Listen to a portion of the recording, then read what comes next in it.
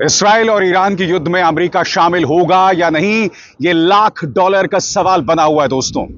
इस बीच ईरानी supreme leader Khamenei सामने आए हैं और उन्होंने अमेरिका को स्पष्ट शब्दों में कहा है कि ईरानी जनता वो लोग नहीं जो डर जाएं, इसीलिए हमें गीदड़ भभकियां देना बंद कीजिए। आज इस कार्यक्रम में मैं आपको बतलाने वाला हूं खामेनी ने क्या कहा। मैं आपको बतलाने वाला हूं इस पूरे संघर्ष में चीन और रूस का क्या रुख हो सकता है, और सबसे बड़ा सवाल डोनाल्ड ट्रंप का धर्म संकट। बड़ा प्रश्न, क्या डोनाल्ड ट्रंप इस युद्ध में शामिल होंगे? क्योंकि उनके सामने कई समस्याएं हैं दोस्तों, और वो समस्याओं का निदान पाना उनके लिए आसान नहीं है। मगर सबसे पहले मैं आपको बतलाना चाहता हूं कि इस मुद्दे पर क्या कहना है ईरानी सुप्रीम लीडर खामेनी का। ईरानी सुप्रीम लीडर की अमेरिका को चेतावनी। अमेरिकी राष्ट्रपति हमें धमकियां दे रहा है। अपनी बेकार और बेहुदी बातों से वो चाहता है कि ईरानी जनता उसके सामने झुक जाए। जिन्हें धमकी से डर लगता है, तुम उन्हीं को धमकाओ। ईरानी लोग ऐसे डरपोक नहीं हैं। ईरानी जनता से सरेंडर करने की बात करना बेवकूफी है। हम आखिर किस चीज के आगे सरेंडर करें? हम किसी के भी हमले के सामने कभी नहीं झुकेंगे। यही हमारी सोच है, यही हमारा जज्बा है। अगर अमेरिका इस मामले में यानी जंग में घुसा तो उसका 100% नुकसान होगा। जो नुकसान अमेरिका को होगा वो ईरान को हुए नुकसान से भी कहीं ज्यादा होगा। और अगर अमेरिका मिलिट्री तौर पर घुसा तो उसका जो नुकसान होगा वो कभी भरपाई नहीं होगी, सीधा और स्थायी नुकसान। ज़ायनिस्ट रेजीम यानी इस्राएल ने जो हमला हमारे देश पर किया है वो उस वक्त किया जब हमारे अधिकारी अमेरिका के साथ बैकडोर बातचीत में लगे हुए थे। ईरान की तरफ से कहीं भी ऐसा कोई संकेत नहीं था कि हम कोई मिलिट्री एक्शन लेने वाले हैं। हमें पहले से शक था इस हमले में अमेरिका की भी मिलीभगत हो सकती थी, लेकिन अब उनके हालिया बयानों के बाद यह शक और गहराता जा रहा है। ज़ायनिस्ट दुश्मन ने भी बहुत बड़ी गलती की है, एक गंभीर अपराध किया है और इसकी सजा तो उसे मिलनी ही चाहिए।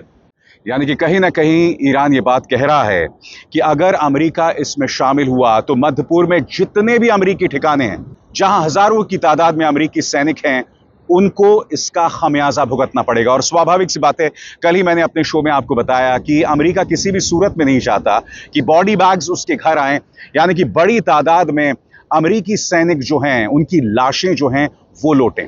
और ये एक बहुत बड़ा धर्म संकट इस वक्त अमेरिका के सामने है। और बात यहां नहीं रुकती। अगर ईरान चाहता है ये युद्ध रुक जाए तो ये बहुत जरूरी होगा कि ईरान इस बात का परिचय दे कि वो न्यूक्लियर बॉम्ब नहीं बना रहा है। क्योंकि इसराइल की यही तो शिकायत है। इसराइल यही कह रहा है कि ईरान का न्यूक्लियर बॉम्ब इसराइल के खात्मे के लिए है। लिहाजा दुनिया को यह स्पष्टीकरण या आश्वासन ईरान को देना पड़ेगा कि वो न्यूक्लियर बॉम्ब नहीं बना रहा है, नंबर 1। नंबर 2, ये न्यूक्लियर बॉम्ब किसी भी सूरत में इसराइल के लिए नहीं है। मगर आप जानते हैं दोस्तों, ईरानी न्यूक्लियर बॉम्ब का सिर्फ एक मकसद है और वह है इसराइल का वजूद। और यही वजह है कि बेंजामिन नेतन्याहू बुरी तरह से घबराए हुए हैं। बहरहाल इस वक्त घबराहट और धर्म संकट दोनों हैं। घबराहट इस वक्त बेंजामिन नेतन्याहू को है और घबराहट काफी हद तक ईरानी सुप्रीम लीडर खामेनी को भी है। क्योंकि आप जानते हैं कि बेंजामिन नेतन्याहू ने ट्रंप से कहा है कि हमें खामेनी को मार देना चाहिए, क्योंकि अगर हम खामेनी को मार देंगे तो युद्ध वहीं रुक जाएगा। लिहाजा उस बात को लेकर एक तनाव खामेनी के बयानों में, उनके लहजे में महसूस किया जा सकता है। तो एक तरफ एक घबराहट है और दूसरी तरफ एक बहुत बड़ा धर्म संकट कि क्या अमेरिका इस युद्ध में शामिल होगा।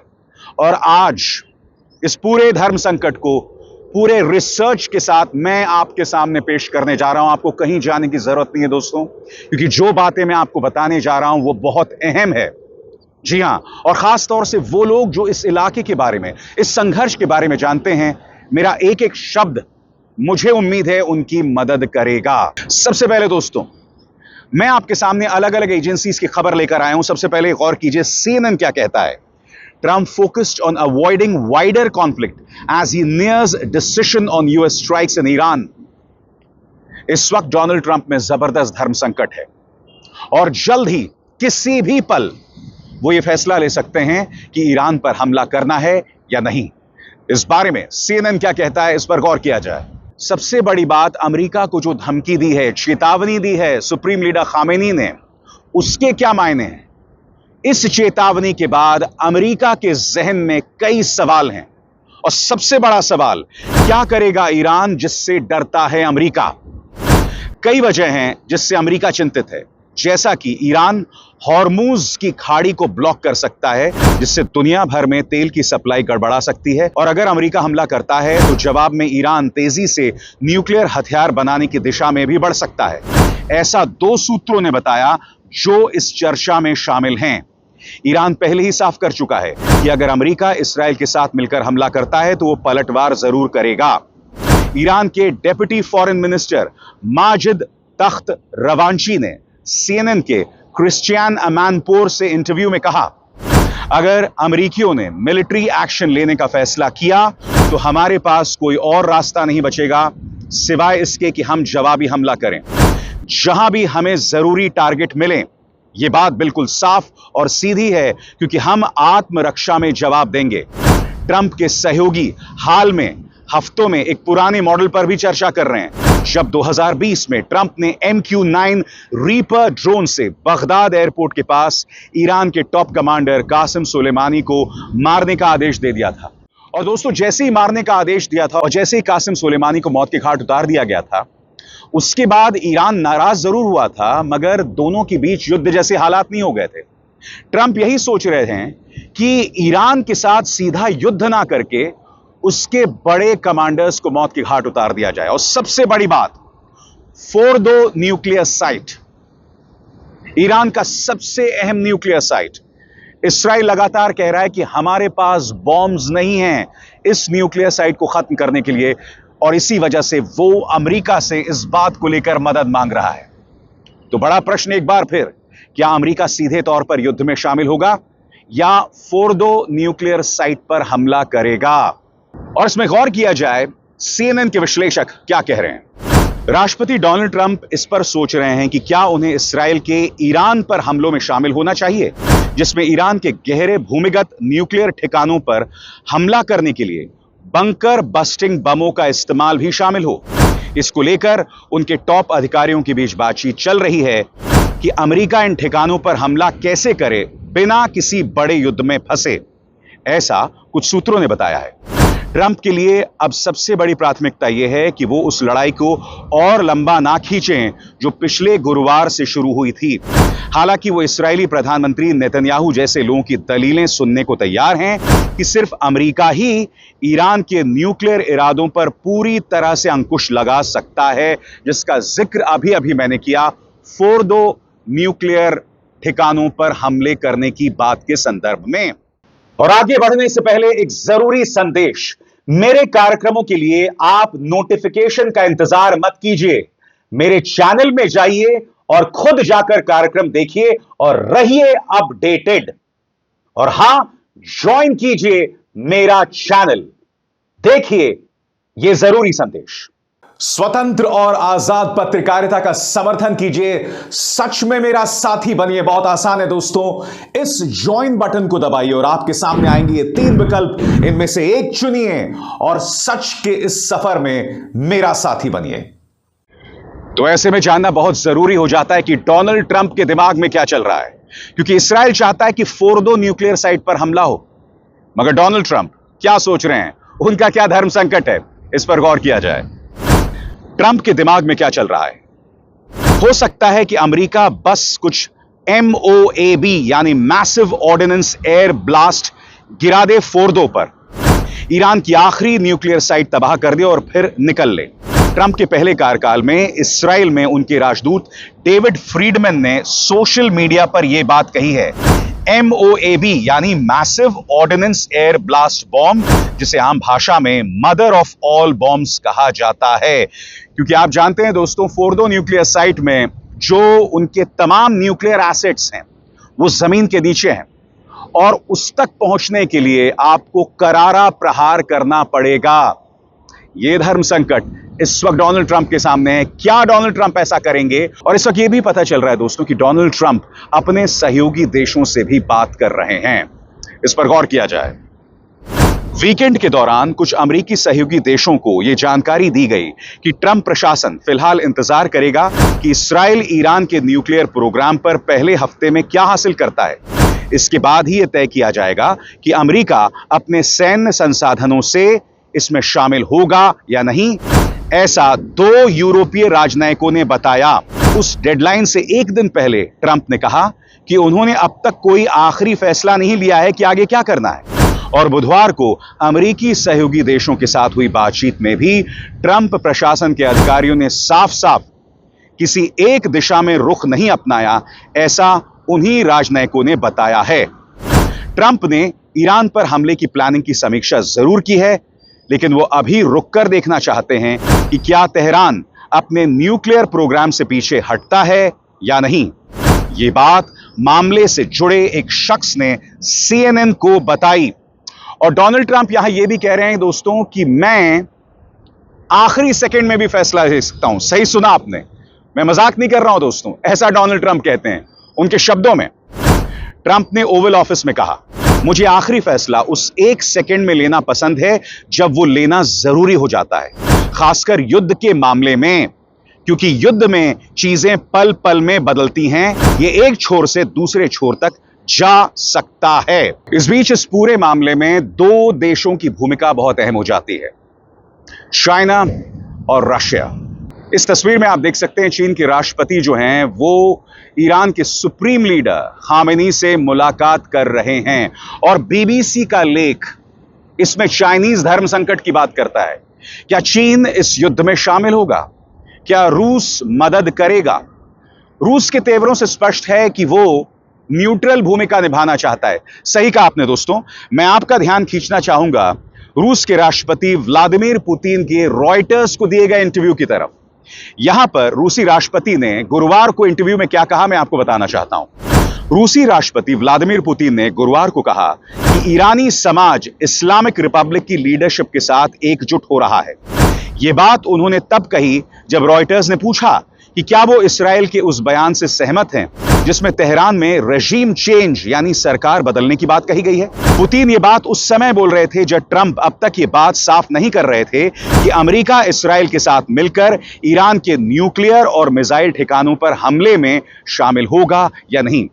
वहीं ईरान की राजधानी तेहरान में लगातार 6ठे दिन एयर स्ट्राइक के चलते लोग शहर से बाहर निकलते दिखे। पुतिन ने कहा, सभी पक्षों को ऐसा रास्ता ढूंढना चाहिए जिससे दुश्मनी खत्म हो और ईरान को शांतिपूर्ण न्यूक्लियर पावर रखने का हक भी मिले और इसराइल को एक यहूदी राष्ट्र के रूप में बिना शर्त सुरक्षा की गारंटी भी मिल सके। यानी कि इससे स्पष्ट हो जाता है दोस्तों कि रशिया यहां बैलेंस यानी तालमेल बिठाने की कोशिश कर रहा है, न्यूट्रल बनने की कोशिश कर रहा है। मगर क्या चीन का ऐसा किरदार है कि वो इस युद्ध के बैलेंस को बिगाड़ दे इसराइल के खिलाफ? इस पर हमें गौर करना पड़ेगा दोस्तों। सबसे पहले मैं आपका ध्यान खींचना चाहूंगा इस तारीख की तरफ, 15 जून। ये वो तारीख है जब चीनी विदेश मंत्री ईरान के नेताओं से बात करते हैं और इस बारे में क्या जानकारी मिलती है, इस पर गौर किया जाए। 15 जून को चीन के विदेश मंत्री वांग यी ने ईरान के विदेश मंत्री सैयद अब्बास अरागची से बात की। चीनी विदेश मंत्रालय की ओर से जारी बयान के मुताबिक चीन ने इस हमले को ईरान की संप्रभुता, सुरक्षा और क्षेत्र की एकता का उल्लंघन कहा है और चीन ईरानी अधिकारियों को निशाना बनाकर किए गए हमले और आम लोगों की मौत का कड़ा विरोध करता है।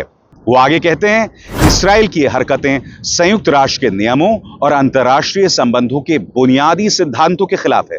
खासतौर से ईरान का इसराइल के परमाणु ठिकानों पर हमला करना बहुत खतरनाक है और इसके गंभीर परिणाम हो सकते हैं। यानी कि चीन के तेवर सख्त तौर पर इसराइल के खिलाफ हैं और ईरान के पक्ष में दिखाई दे रहे हैं। मगर बड़ा प्रश्न, चीन ईरान की क्या मदद कर सकता है? और उससे भी बड़ा प्रश्न, क्या चीन मदद करेगा? तो गौर किया जाए दोस्तों।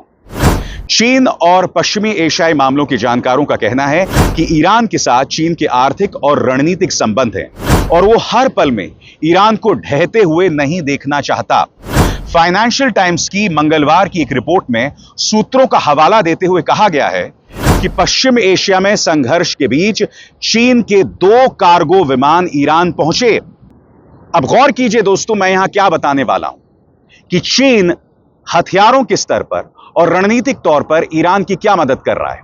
गौर कीजिए, रिपोर्ट में चीनी मामलों की जानकार पत्रकार जेनिफर जेंग के हवाले से कहा गया है, इन दोनों ही कार्गो विमानों ने ईरानी वायुसेना में प्रवेश करते ही अपना ट्रांसपॉन्डर ऑफ कर दिया ताकि ईरान पर लगे प्रतिबंधों से बचने के लिए अपनी शिनाख्त से बचा जा सके। हालांकि इस पर चीनी सरकार की कोई प्रतिक्रिया नहीं आई है और ना ही किसी अन्य स्रोत से इसकी पुष्टि हुई है। ताजा तनाव के शुरू होने के बाद यानी कि 1 हफ्ते पहले वॉल स्ट्रीट जर्नल ने भी एक रिपोर्ट प्रकाशित की थी जिसमें दावा किया गया था कि ईरान ने बैलिस्टिक मिसाइल के ईंधन में इस्तेमाल होने वाली अमोनियम परक्यूलेट के कई टन की खेप के लिए चीन को ऑर्डर दिए थे, जिसकी अगले कुछ महीने में डिलीवरी होने वाली है। यानी कि रहस्यमय तरीके से एक जंगी जहाज ईरान पहुंचता है और वो अपना ट्रांसपॉन्डर ऑफ कर देता है ताकि चीन पर प्रतिबंधों के उल्लंघन का आरोप न लगे। और दूसरी तरफ जिस ईंधन की जरूरत ईरान को है, अमोनियम परक्यूलेट, वो मदद चीन कर रहा है। यानी कि अपने स्तर पर चीन अपनी भूमिका जरूर निभा रहा है। दोस्तों, सबसे बड़ी बात, चीन के व्यापारिक हित जुड़े हुए ईरान के साथ। क्या आप जानते हैं, चीन और ईरान के बीच में एक सीधा ट्रेन का रास्ता है।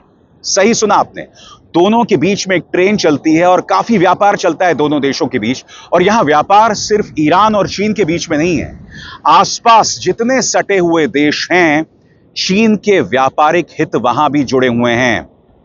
और अगर ईरान के तेल के ठिकानों पर प्रहार किया गया तो इसका सबसे ज्यादा नुकसान चीन को होगा।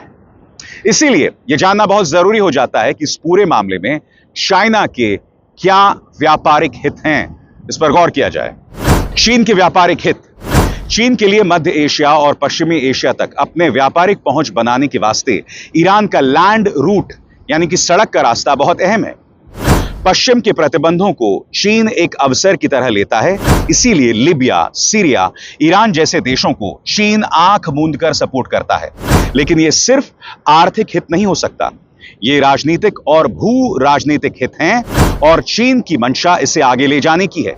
इसीलिए ईरान पर सैन्य कार्रवाई की सूरत में चीन अपने व्यापक राजनीतिक हितों को देखते हुए यह नुकसान सहने के लिए तैयार होगा।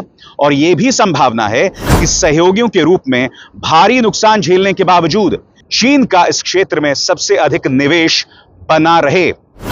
यह सही है कि ईरान की मौजूदा सरकार का पतन चीन के लिए एक बड़ा झटका हो सकता है, लेकिन उसने पश्चिमी एशिया में जितना निवेश कर रखा है इतना किसी और क्षेत्र में नहीं किया, अफ्रीका में भी नहीं।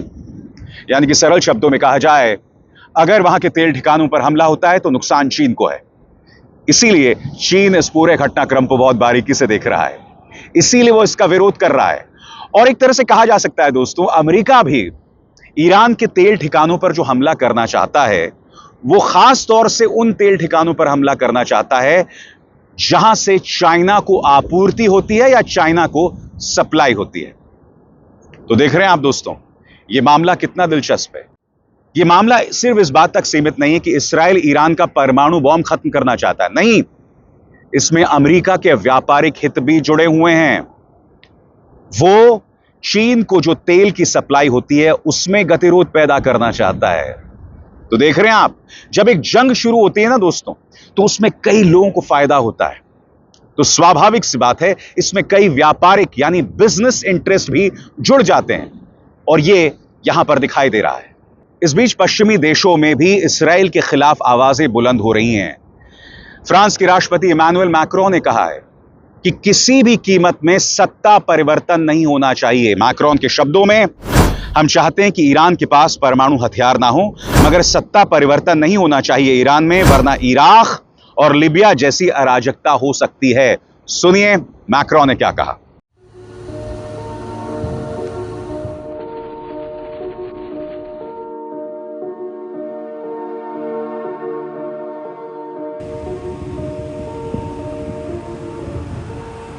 voulons pas un Iran qui se dote de l'arme nucléaire ou qui ait ses capacités balistiques.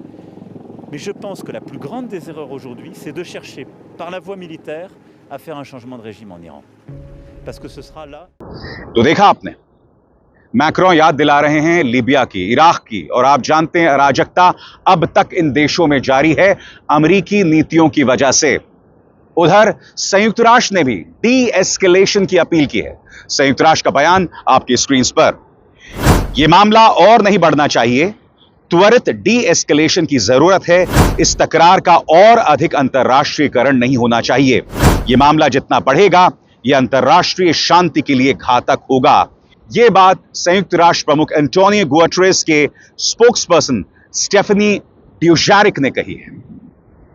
आइए सुनते हैं वो क्या कह रहे हैं। This is a statement from the Secretary General, and I'll read it to you in the first person. I remain profoundly alarmed by the ongoing military escalation in the Middle East between Israel and Iran. I reiterate my call for the immediate de-escalation leading to a ceasefire. I strongly appeal to all to avoid any further internationalization of the conflict. Any additional military interventions could have enormous consequences, not only for those involved, but for the whole region and for the international peace and security at large.